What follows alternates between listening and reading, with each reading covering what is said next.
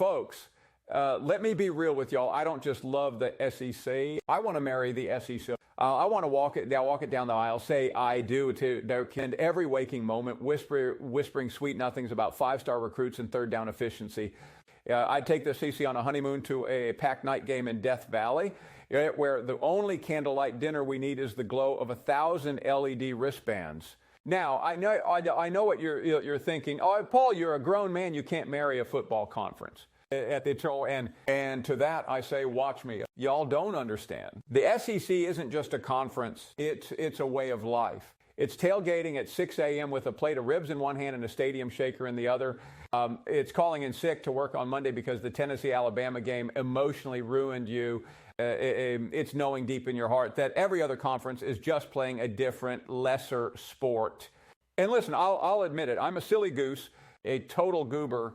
Folks, let's be honest here. I've had a long career covering college football. A long career. I've been talking about this sport for so long. I remember when the biggest scandal in the SEC was Steve Spurrier making fun of Tennessee's Citrus Bowl trips.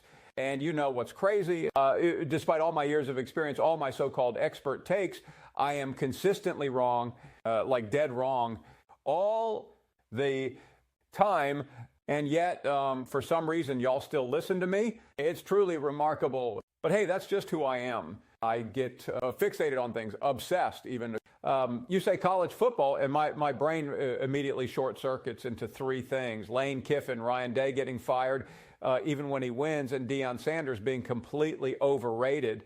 That's my holy trinity, my bread and butter. The three takes I will keep running into the ground no matter what happens. Let's start with my favorite coaching enigma, Lane Kiffin. I don't know what it is about this man, but I physically cannot go a week without talking about him. So him, maybe it's the visor. Maybe it's the fact that he treats coaching like an elaborate prank. Maybe it's because he tweets like a 16-year-old who just discovered memes. But something about Lane just fascinates me. He could go 7-5 every year, and I'd still be out here saying, watch out for Ole Miss next season, folks. Because deep down, I want him to win just so I can justify, spending half my career hyping him up for no reason. Then there's Ryan Day. Poor Ryan Day. If you listen to me long, you'd think he was the worst coach in college football history. Meanwhile, he could win a national championship, and I'd still be out here saying, yeah, but is he really the guy for Ohio State? Could he go when he could go undefeated for the next 5 years, cure world hunger, and personally fund a new Ohio Stadium press box with a plaque that says Finebaum is always right, and I'd still find a way to question him. I don't care what he accomplishes. If he doesn't beat Michigan, fire him immediately. No grace. Period. No excuses. Ohio State is about one thing and one thing only, making sure Jim Harbaugh is miserable. Anything less, unacceptable. And oh boy, let's talk about Deion Sanders. Now listen, I like Deion. He's fun, he's flashy, and he talks a big game. But I've spent so much time saying he's overrated that at this point, it's practically my brand. Every week I'm out here like, well, would you look at that? Another week of Colorado being mid after all that offseason hype.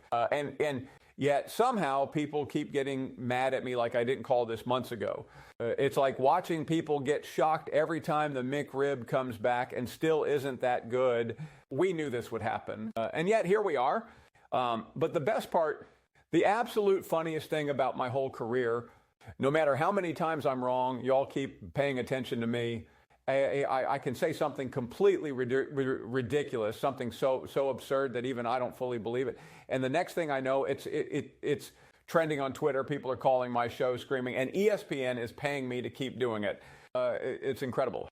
So yeah, I'll keep saying Lane Kiffin is 1 year away. I'll keep calling for Ryan Day's job, even if he wins another title, and I'll keep rolling my eyes at Deion Sanders while Colorado fans lose their minds. Because that's what I do, folks. And for some reason, y'all can't get enough of it. And for that, I say thank you.